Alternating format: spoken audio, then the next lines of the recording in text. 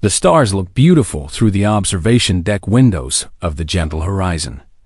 Captain Elena Vasquez watched the children press their faces against the glass, pointing at distant nebulas and dreaming of their new home.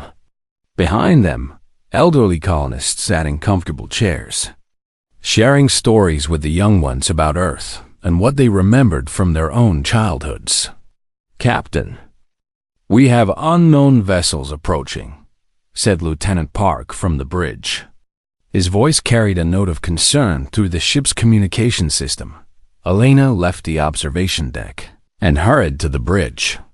On the main screen, 3 massive ships appeared, their hulls covered in sharp angles and dark metal.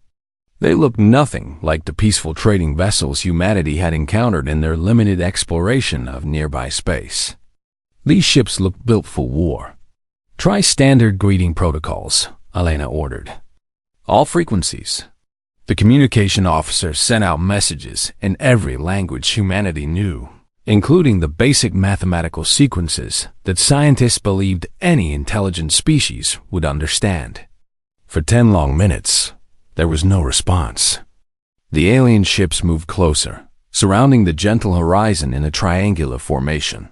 Then the screen flickered. A face appeared that would haunt humanity's nightmares for generations. The alien had 4 eyes arranged vertically on an elongated skull, skin that looked like rough gray stone, and a mouth full of needle-like teeth. When it spoke, the translation software struggled to make sense of the harsh, clicking sounds. "Weak species. You travel in soft shell. You carry broken ones and small ones. You are prey. You will serve or you will die." Elena felt her blood run cold. She had prepared for many scenarios during her 20 years in space, but not this. Not creatures that looked at elderly people and children and saw weakness instead of something to protect. "We are peaceful explorers," she said, keeping her voice steady. "We seek no conflict. We are traveling to an uninhabited world to build a new home. We carry no weapons. Please, let us pass in peace." The alien that would later be identified as Commander Zelkoth made a sound that might have been laughter. "No weapons. You admit weakness. Good. You will return to your homeworld. You will tell them the Vraxi sovereignty claims this space. Your species will serve us. You will be the first to show your people their place."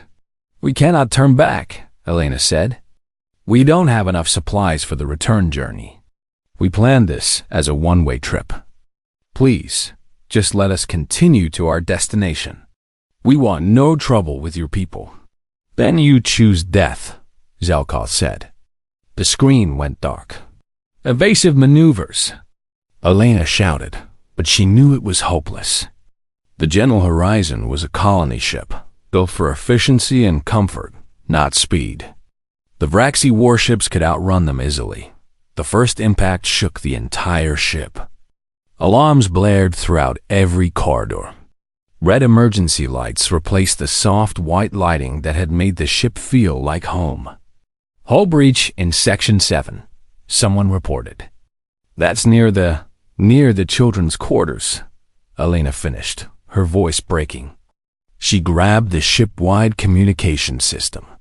"All hands, this is the captain. We are under attack. Emergency protocols. Get everyone to the central core. We need to." Another impact. Stronger this time. The ship groaned like a dying animal. Elena was thrown against her chair as the artificial gravity flickered and failed in several sections. "They're targeting life support," Lieutenant Park said, looking at his screen with horror. "They're not trying to disable the ship. They're trying to kill everyone aboard." Elena's hand shook as she activated the distress beacon. It was old technology, designed before faster-than-light communication was possible. The message would take weeks to reach Earth, traveling at light speed. But it was all they had. She set the beacon to broadcast everything. Every sensor reading, every communication, every camera feed from throughout the ship. If humanity survived this, they needed to know what happened here. They needed to know what was out there in the galaxy. "Captain, we can shut down non-essential systems and reroute power to shields," someone suggested. "Buy us more time." "Do it," Alina ordered, though she knew it wouldn't be enough. For 37 minutes, the Gentle Horizon died slowly. The Vraxi didn't board the ship. They didn't try to capture anyone. They simply fired, methodically destroying each section that showed signs of life. Alina stayed on the bridge, watching the camera feeds as her crew and passengers faced death with a dignity that made her heart break. In the medical bay, elderly colonists comforted frightened children, telling them stories and singing songs from Earth. In the engineering section, crew members worked desperately to keep life support running for just a few more minutes. In the observation deck where this nightmare had begun, a grandmother held 3 children close and pointed at the stars, telling them about the constellations visible from Earth. "Send a final message," Alina said quietly. "Personal message to Earth Defense Command. Tell them." She paused, choosing her words carefully. "Tell them we were murdered.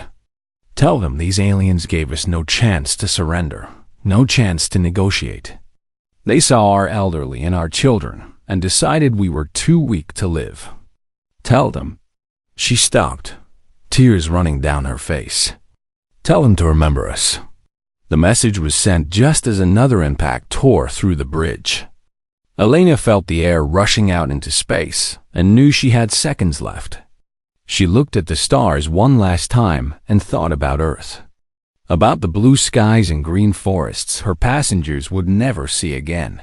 The distress beacon continued broadcasting for 6 hours after the last human on the Gentle Horizon died.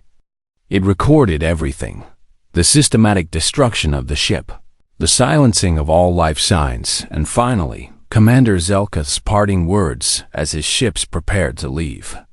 "Mark this location. Weak species confirmed. When we return to their homeworld, we will find more prey." Then the Vraxi ships jumped to faster-than-light speed and vanished into the black sea of space, leaving behind only debris and 3,000 bodies floating among the stars. The beacon continued to transmit, sending its terrible message toward Earth at the speed of light, carrying images and sounds that would change humanity forever.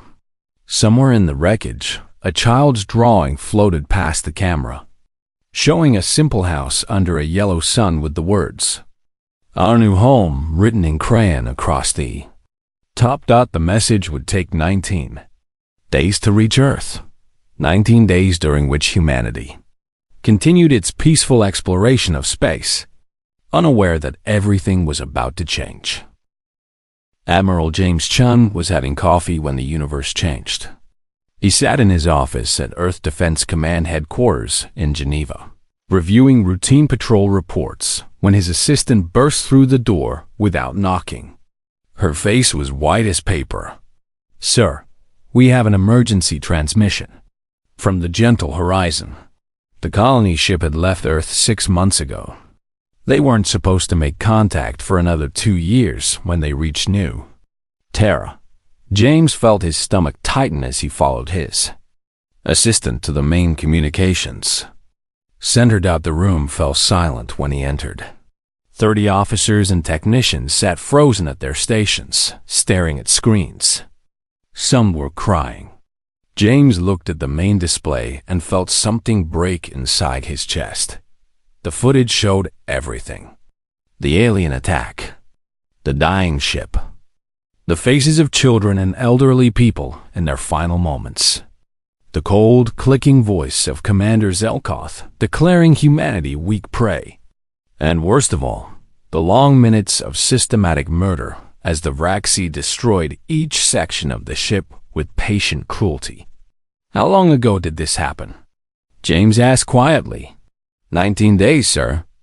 The beacon transmission just reached us. 19 days. They had been dead for 19 days while Earth continued normally, while people went to work and children played, and everyone assumed the Gentle Horizon was safely traveling toward a new world. "Get me the Secretary General." Get me the heads of every space agency, every military force, every government. Now." James's voice was steady, but something in his eyes made people move quickly. "And someone get me Dr. Sarah Okonkwo from the Xenobiology Division. I need her here immediately."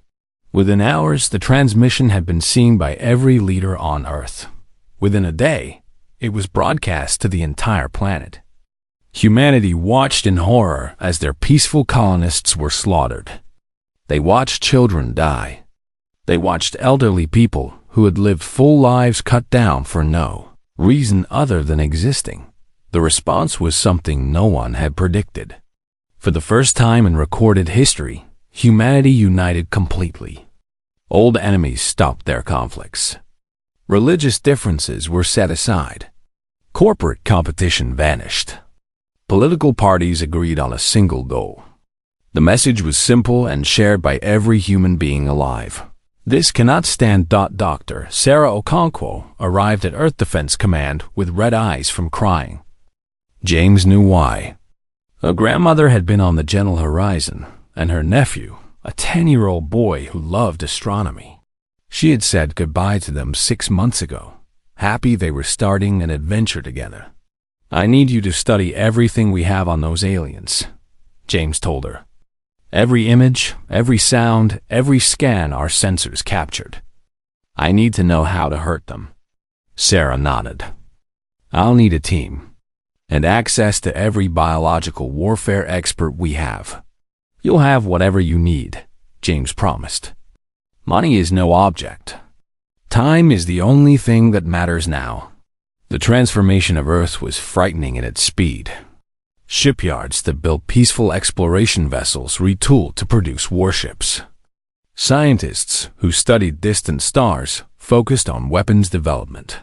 Factories that made consumer goods switched to military production. Humanity's vast knowledge of warfare, accumulated over thousands of years of fighting each other, was now directed outward. Commander Marcus Stone was pulled from retirement for this. He'd been Special Forces, one of the best, but had left the military to teach after his daughter was born. He didn't want to be a soldier anymore. But when he saw the footage from the Gentle Horizon, when he saw those children, he volunteered within the hour. "I need soldiers who can do the impossible," James told him. "I need people who can hit the enemy so hard they never forget it. Can you build me that team?" Marcus looked at the frozen image on the screen, a grandmother holding children close as air rushed out of the breached hull. "Yes, sir. I can do that." 6 months after the massacre, the Soul Defense Force no longer existed. In its place was the Terran Retribution Fleet. Every ship carried weapons designed by people who understood that sometimes peace required the capacity for overwhelming violence. Every soldier trained with an intensity that came from righteous fury. Every scientist worked 18-hour days, developing new ways to ensure humanity's survival. Dr. Okonkwo made a breakthrough 3 months into her research. The Vraxi biology, captured in detailed scans during the attack, showed interesting weaknesses. They were strong, yes. They were naturally armored. But they reproduced slowly, only once every 15 years. And their respiratory system was vulnerable to certain compounds that humans considered harmless. "We can make them suffer," she said during a briefing, her voice empty of emotion. "We can make weapons that target only them. Chemical agents that would kill them slowly while leaving other species untouched." "Do it," James ordered. "But make sure we can turn it off. I won't become a monster to fight monsters. We need the option to stop." Ambassador Liu Wei was given perhaps the hardest job. She traveled to the few alien species humanity had made peaceful contact with, warning them to stay away from the conflict that was coming. "The Vraxi attacked our civilians," she explained to a delegation of the peaceful Kella species. "They murdered our children and elderly people without mercy or warning. We are going to war. We wanted you to know so you can stay clear. We don't want to hurt innocents.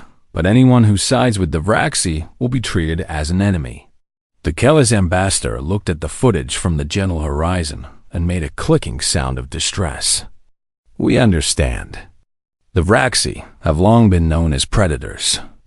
Many species avoid their space, but no one has been strong enough to challenge them. Are you certain you can win?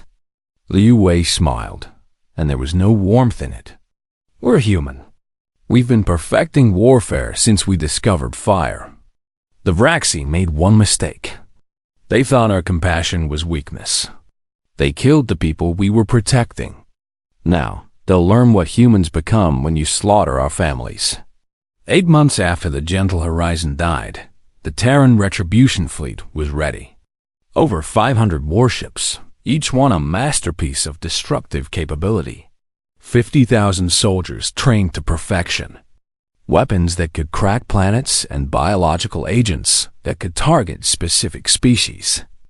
And most importantly, a unified humanity that had set aside centuries of differences to focus on a single purpose. Admiral James Chun stood before the assembled fleet commanders and gave a speech that would be remembered forever. They thought we were weak because we cared for our elderly, he said. They thought we were prey because we protected our children. They murdered 3,000 unarmed civilians and expected us to submit. They were wrong. Today, we show them what happens when you mistake human kindness for weakness. Today, we teach them that the most dangerous predator in the galaxy is the one who fights not for conquest, but for family. Today, we go to war. The fleet jumped faster than light speed, heading toward Vraxi space. Behind them, Earth watched and waited, united in purpose, transformed by grief into something new. Humanity had always been capable of great compassion and terrible violence. The Vraxi were about to discover both. The Vraxi outpost on Kalrith IV had stood for 70 years. It was a mining colony with 5,000 Vraxi workers and soldiers, processing rare minerals from the planet's crust. The workers went about their business on the morning of the attack, completely unaware that anything was wrong. The Vraxi sovereignty had not bothered to warn its frontier colonies about the humans. After all, they had destroyed the weak prey species ship 8 months ago. The matter was finished. Commander Marcus Stung led the first strike team personally. They emerged from faster-than-light space at the edge of the system, using stealth technology that the Vraxi had never encountered before. Human ships could hide from sensors, move silently through space like sharks in dark water. It was technology developed for wars between human nations, now turned against an alien enemy. Remember the mission parameters, Marcus told his team. Military targets first. Infrastructure second. We're sending a message, not committing genocide. Anyone who surrenders is to be taken prisoner. The attack on Kalrith IV lasted 4 hours. Human soldiers moved through the colony with brutal efficiency, destroying weapons depots, command centers, and communication arrays. The Vraxi defenders, accustomed to fighting weaker species, were shocked by human tactics. Humans used cover effectively. They coordinated perfectly. They fought with a ferocity that seemed impossible for such a small species.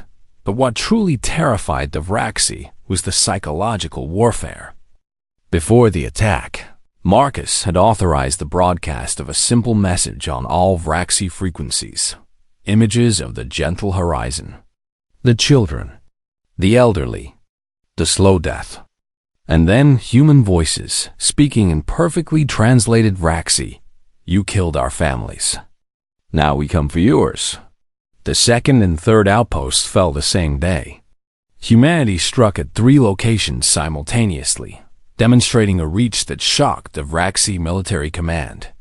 When the strikes were over, 15,000 Vraxi soldiers were dead, and another 5,000 were prisoners. Human casualties, 312 dead, 500 wounded. The numbers shouldn't have been possible. The Vraxi were larger, stronger, naturally armored. But humans fought with tactics refined over millennia of warfare. They used terrain. They employed ambush. They understood psychological pressure. And most importantly, they fought with a purpose that went beyond simple conquest. Dr. Sarah Okonkwo arrived at the first captured outpost a week after it fell. She walked through the prisoner compounds, studying the Vraxi up close for the first time. They looked at her with confusion and fear in their 4 eyes. She felt nothing when she looked back. "I need access to their computers," she told Marcus. "Everything they have on their species, their history, their reproduction." The Vraxi kept detailed records. Perhaps it was pride, or perhaps simple bureaucracy, but they documented everything. Sarah spent 3 days reading through their databases, learning about their culture, their biology, their history. What she found made her hands shake. "They've done this before," she told Admiral Chun during a secure communication. 6 other species over the last 200 years. They find developing spacefaring civilizations, determine if they're weak enough to dominate, and either enslave them or destroy them. We're not the first. We're just the first to fight back. She brought up holographic images of 6 different alien species. Some looked like insects. Some were aquatic. One looked almost like Earth's dolphins. All were extinct or enslaved. "This changes things," James said slowly. "We thought we were dealing with one atrocity. This is systematic extermination." "There's more," Sarah continued. "The reproduction rate is even slower than we thought. They only produce offspring once every 15 to 20 years, and the gestation period is 3 years. If we wanted to—" She stopped, unable to finish the sentence. "If we wanted to drive them extinct, it would be easy," Marcus finished for her. He had been listening to the briefing. "Target their breeding populations, their young, their pregnant females. Do to them what they did to us, but worse." The room fell silent. The possibility hung in the air like poison gas. "No," James said firmly. "We're not having this conversation. We're better than that. Are we?" Sarah asked quietly. "Admiral, they killed my grandmother. They killed my nephew. They've killed 6 entire species and enslaved countless others. At what point does justice become survival?" "We are not exterminators," James repeated. "We fight military targets. We destroy their ability to wage war. But we don't murder children. That's what separates us from them." "The Xenocide Doctrine," someone said. It was a young officer James didn't recognize. "That's what they're calling it on Earth. The debate about how far we should go." James hadn't heard the term before, but it spread quickly through military channels. Earth was divided. Some argued for total war until the Vraxi were extinct. Others insisted humanity maintain its moral principles even in war. The debate raged in governments, in homes, in schools. But in the field, the war continued. Marcus's teams hit target after target. They destroyed military installations. They captured supply routes. They learned the Vraxi language and culture, using that knowledge to create fear and confusion among their enemies. The biological weapons Dr. Okonkwo developed were used, but carefully. Chemical agents that caused pain and temporary illness in Vraxi, but didn't kill. Gas that triggered fear responses in their brains. Sound frequencies that disrupted their coordination. It was cruelty with a purpose. To make the Vraxi afraid. To make them understand what helplessness felt like. Commander Zelkoth, the Vraxi who had destroyed the General Horizon, was still alive. He had been promoted after returning from his successful culling mission against the humans. He commanded a fleet now, tasked with defending Vraxi border space. When the human attacks began, Zelkoth didn't understand at first. The weak prey species was supposed to be cowed into submission. Instead, they came with warships and fury. He reviewed the combat reports with growing confusion that turned to fear. "They fight like nothing we've encountered," his tactical officer reported. They use deception. They strike from unexpected angles. They sacrifice positions to gain advantages elsewhere. It's as if they've been preparing for war for their entire existence. Their prey, Zelkoth insisted. We saw their ship, soft, weak, carrying broken old ones and useless young ones. Perhaps, the tactical officer said carefully, we misunderstood what those old ones and young ones meant to them. Back on Earth, Councilor Vedzarn of the Vraxi Sovereignty made an unprecedented communication. Using channels provided by neutral alien species, he sent a message to Earth Defense Command. We seek to discuss terms, the message said. We acknowledge that conflict has occurred. Perhaps negotiations would be beneficial to both species. James Shun read the message 3 times before responding. Tell them we'll negotiate when they're on their knees. Tell them we'll talk when every one of their warships is destroyed. Tell them we'll consider peace when they understand that humans don't forget. And we don't forgive easily. The war entered its 2nd month. Human casualties climbed into the thousands, but Vraxi losses were catastrophic. For every human who died, 30 Vraxi fell. Their mighty sovereignty was bleeding, confused and frightened by an enemy they had dismissed as weak in captured facilities. Marcus's teams found records of the Gentle Horizon attack. Zelkoth had kept video files, trophies of his successful hunt. He had watched the recordings multiple times. Pleased with his efficient extermination of prey, Marcus ordered those files sent to every Vraxi military installation. Let them see, he said coldly. Let them understand why we're doing this. Let them know this is personal. The message was clear. Humanity had seen their darkest moment broadcasted across the galaxy. Now the Vraxi would see it too, and understand that every human soldier carried those images in their hearts as they fought. The 3rd month of the war began with humanity, pushing deeper into Vraxi space. The debate on Earth about the Xenocide doctrine continued, but in the field, soldiers like Marcus Stone didn't need philosophy to guide them. They had purpose. They had focus. And they had the memory of 3,000 innocent people murdered for being vulnerable. The Vraxi sovereignty was beginning to understand they had made a terrible mistake. They had kicked a sleeping predator, assuming it would cower. Instead, they woke something that fought with intelligence, determination, and a fury that came from love turned to rage. The Terran Retribution Fleet emerged from faster-than-light travel at the edge of the Vraxi home system. 500 warships, each one carrying enough firepower to level a continent.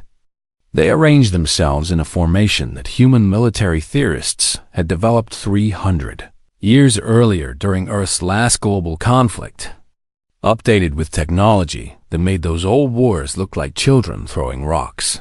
Admiral James Chun stood on the bridge of the flagship Unbroken, looking at the planet that had sent Commander Zelkoth to murder the Gentle Horizon. The Vraxi homeworld was beautiful from space. Blue oceans, green continents, white clouds. It looked peaceful. James knew that 8 billion Vraxi lived down there, going about their lives, probably unaware that their government's casual cruelty had brought death to their doorstep. Sir, we're receiving multiple communications, the communications officer reported. Some are from the Vraxi, others are from alien species we've never encountered before. Put them on screen, James ordered. Vraxi first. A Vraxi appeared on the view screen. It wore elaborate robes and spoke with careful formality. I am Councilor Vex Arn of the Vraxi Sovereignty. We request immediate ceasefire and negotiation. We are prepared to offer compensation for the unfortunate incident with your colony vessel. James felt his jaw tighten. Unfortunate incident. They called the murder of 3,000 civilians an unfortunate incident. No, he said simply. You will receive our terms shortly. Until then, prepare your defenses. He cut the communication before the counselor could respond. Show me the others. The next face was alien in a different way.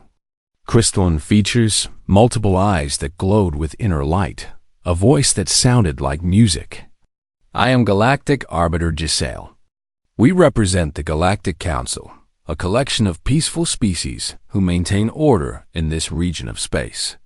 We were unaware of both your species and the Vraxi until recently. We beg you to reconsider this course of action. War on this scale will destabilize the entire sector. Ambassador Liu Wei stepped forward. She had been on the flagship specifically for this moment. Arbiter Giselle, we appreciate your concern, but the Vraxi attacked unarmed civilians. They murdered children and elderly people without warning or mercy. We tried peace. We tried diplomacy. They responded with violence. Now we respond in kind. We understand your anger, Giselle said, their crystalline features shifting to show something like sadness. The Vraxi have committed atrocities before, but genocide is not justice.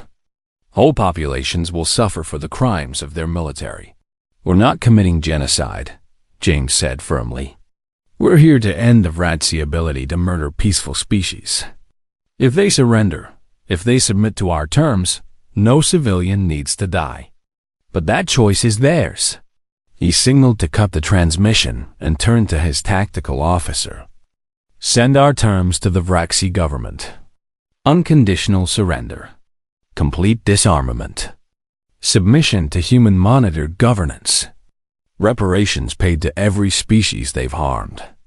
War crime trials for military leadership. They have 6 hours to accept. And if they refuse? The officer asked. Then we demonstrate what happens when you mistake human compassion for weakness. On the Vraxi homeworld, panic spread through the government chambers. Councillor Vexarn looked at the human demands with disbelief. Unconditional surrender? To a prey species? The very idea was impossible. The Vraxi had ruled this region of space for centuries. They were the predators. They were the strong. We must negotiate, Vexarn insisted. We can offer them territory, resources, tribute. But we cannot surrender to prey. Commander Zelkoth was called to the council. He looked different now. Thinner. His 4 eyes moved constantly, as if watching for enemies. The reports from the border wars had broken something in him. He had seen what humans did to Vraxi soldiers. He had seen the bodies, the destroyed bases, the sheer tactical brilliance of an enemy who seemed to predict every Vraxi move before it happened. They won't negotiate, Zelkoth said quietly. I killed their children. They won't stop until we're destroyed or defeated. I've read their communications, studied their tactics. They're not prey. They're predators who pretended to be prey. And we woke them up. Then we fight, declared High Commander Kreth, leader of the Vraxi military. We have 2,000 warships in this system. Orbital defense platforms. Planetary shields. Let them come. We'll show these humans what the Vraxi sovereignty can do when defending our homeworld. The 6 hours passed. The Vraxi government sent a counteroffer, mutual ceasefire, limited reparations, and agreement to avoid future conflicts. James Shun deleted it without reading past the first paragraph. All ships, he broadcast to the fleet. Execute Battle Plan Omega. Rules of engagement. Military targets only. Anyone who fires on civilian population centers will face court-martial. We're here to win a war, not murder innocents. Show them what humanity can do. The Vraxi Defense Fleet launched from the homeworld. 2,000 ships rising from the planet's surface and orbital stations.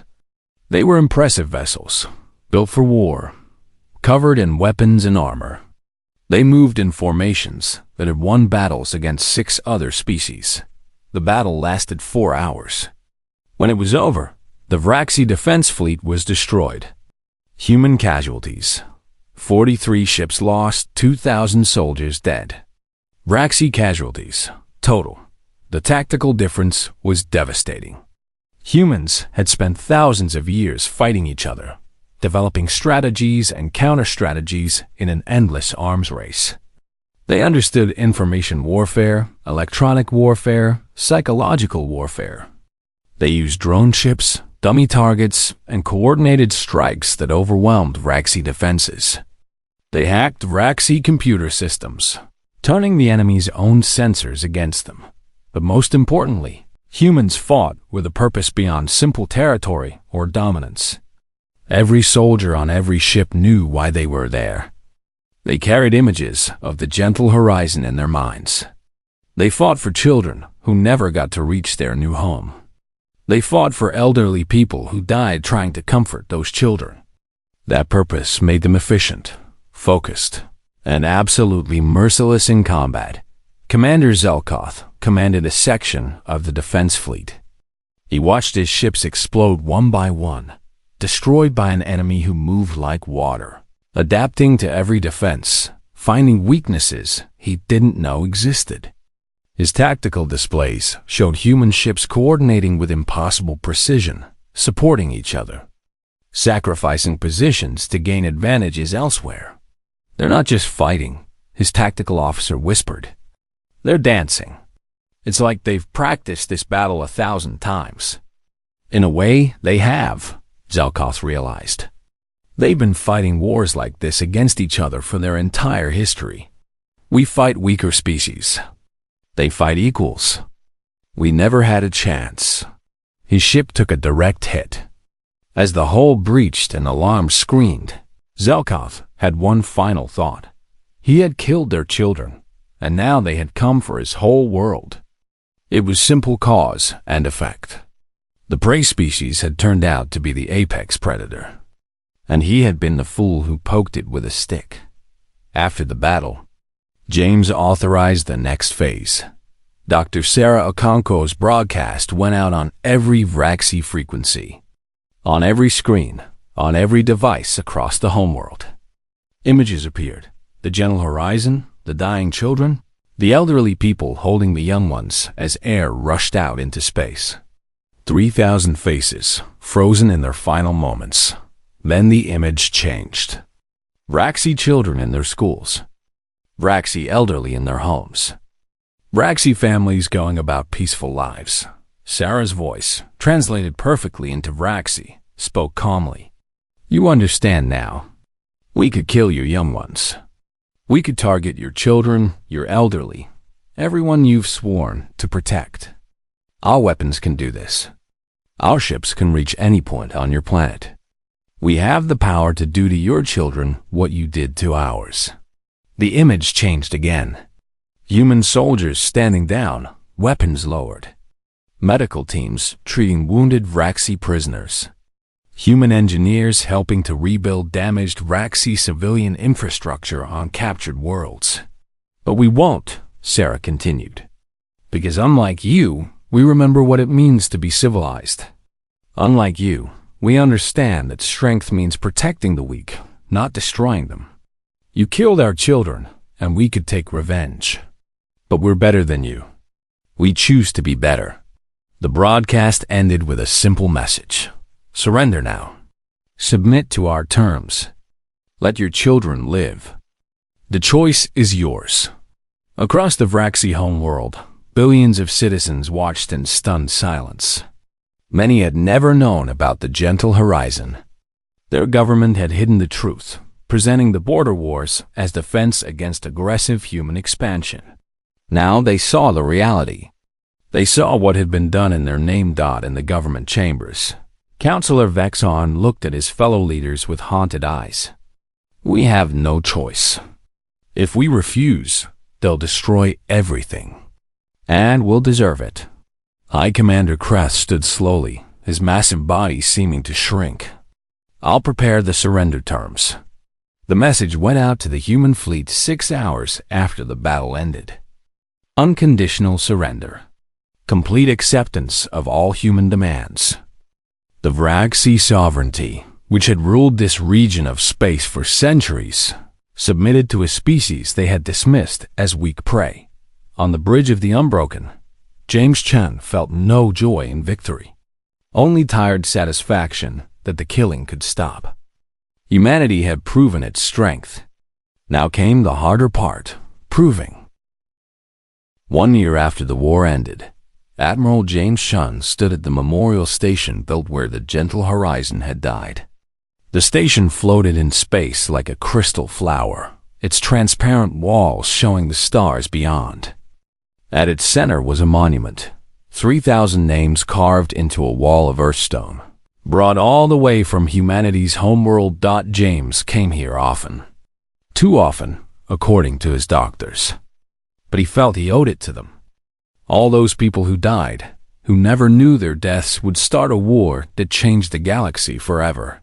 Sometimes he wondered what Captain Elena Vasquez would think of what humanity had become in response to her murder.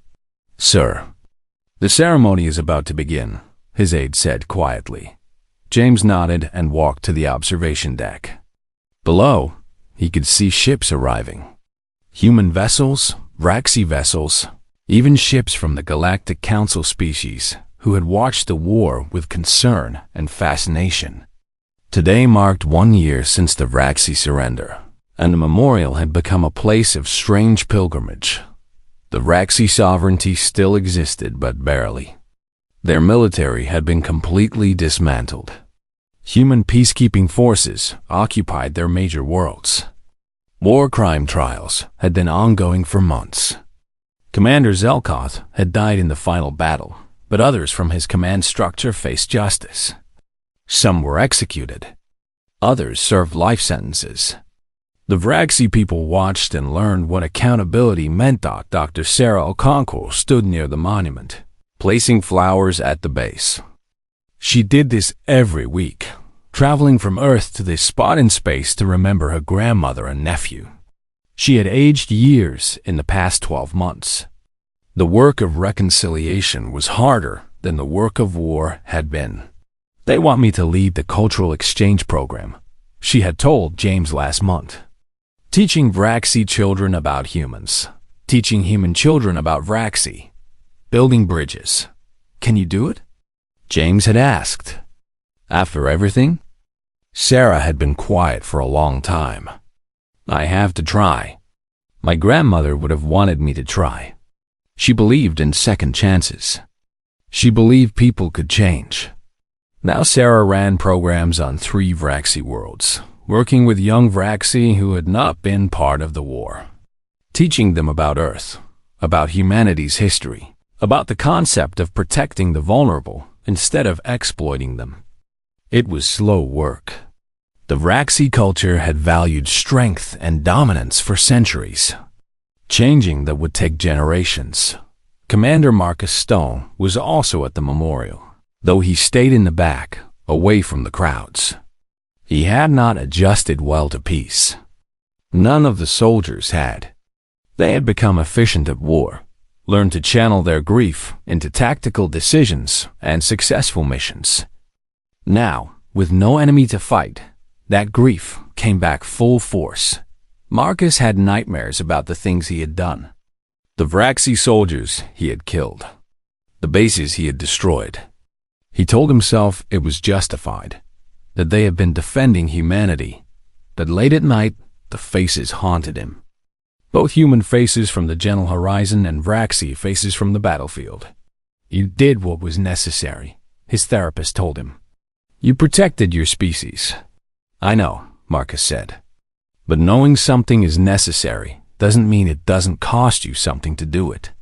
There were thousands like him. Soldiers who had been too good at war, who had learned to turn off their compassion to do terrible things for a just cause. Now they struggled to turn it back on. Some succeeded. Others didn't. The suicide rate among veterans of the Vraxi War was frighteningly high. The Galactic Council had formally recognized humanity, but with obvious caution. Arbiter Giselle had addressed the Earth government 3 months ago, speaking carefully. "You have proven yourselves capable warriors," Giselle said. "Perhaps the most capable we have ever encountered. But the galaxy watches with concern. The ease with which your species mobilized for total war was unsettling. We must know. Can you stop? Can you return to peace? Ambassador Liu Wei had responded with equal care. We can stop. We have stopped. But we will never forget what we learned. The galaxy is not safe. Species like the Vraxi exist. And humanity will never again be caught unprepared. The Council had accepted this, but relations remained tense. Some species wanted to build alliances with humanity, seeing them as powerful protectors. Others feared humanity might become the next great threat. Earth's government walked a careful line, trying to demonstrate they could be trusted while maintaining the military strength that had saved them. The ceremony began with a moment of silence. 3,000 people murdered for being vulnerable. The silence stretched for exactly 3 minutes, one for every 1,000 dead. Then a human child, selected from Earth schools, read a poem about peace and remembrance. A Vraxi youngling approached the monument next. It moved awkwardly, nervous under the eyes of so many humans. The youngling placed a flower at the base of the monument and spoke in halting English. I am sorry. My people did this. I was not born then, but I carry the shame. I promise to be better. I promise we will be better. There were tears in the crowd. Some from humans who wanted to believe in reconciliation. Some from Vraxi who truly felt the weight of what their species had done. Not everyone was ready to forgive. Many never would be. But this was a start. James watched from above and felt something twist in his chest. Hope and sorrow mixed together. They had won the war. They had saved humanity from a predator species. But the cost was measured in more than deaths. It was measured in innocence lost, in the knowledge that humanity could be as terrible as it needed to be. After the ceremony, James found himself alone with Councillor Vexarn. The Vraxi politician looked older now, smaller somehow. The weight of responsibility had crushed something in him. My species thanks yours for showing mercy, Vexarn said quietly. We expected extermination. We deserved it. Maybe, James said. But extermination would have made us like you. We couldn't allow that. I have spent this year reading human history, Vexarn continued. Your wars, your conflicts, your capacity for cruelty to each other. I thought I would find that you were simply better warriors than us. Instead, I found something more troubling. What's that? You fight like you do because you've had to learn, Vexarn said. You spent thousands of years fighting each other, refining tactics, strategies, psychology. You became good at war because you had no choice.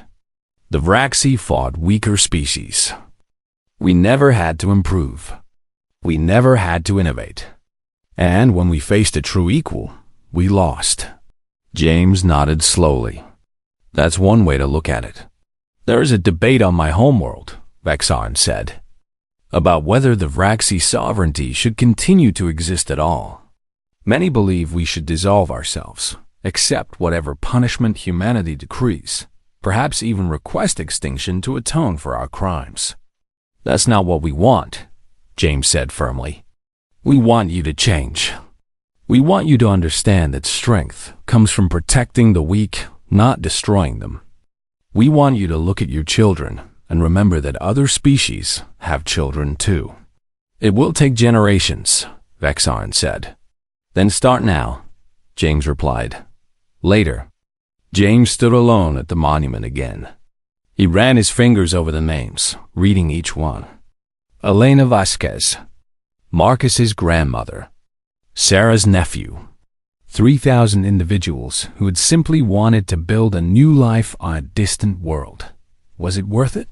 He whispered to the empty air. We avenged you. We broke the species that killed you. We changed the galaxy. But was it worth what we became? There was no answer. There never would be. But James made himself a promise, one he would keep until his dying day. Humanity would remember. They would remember how easily they had turned to war. They would remember how good they were at it.